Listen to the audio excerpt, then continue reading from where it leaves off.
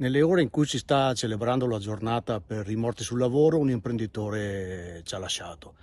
La situazione in Veneto è drammatica, ma purtroppo non solo in Veneto. La morte di Matteo Forner nella sua cantina di Castelcucco allunga drammaticamente l'elenco delle vittime sul lavoro. Gli ultimi dati diffusi dall'Osservatorio Sicurezza sul Lavoro del Vega evidenziano come questa rimanga una piaga difficile da debellare. Da gennaio ad agosto 2025 si sono registrate 681 morti bianche in Italia, delle quali 493 in occasione di lavoro, 14 in meno rispetto ad agosto 2024 e 188 in itinere, 15 in più rispetto ad agosto di un anno fa.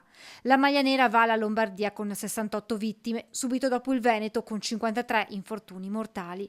Un anno fa la UIL, con la sua campagna Zero morti sul lavoro, aveva portato in laguna 101 bare bianche che avevano percorso il Canal Grande ricordando chi ha perso la vita mentre svolgeva la propria attività.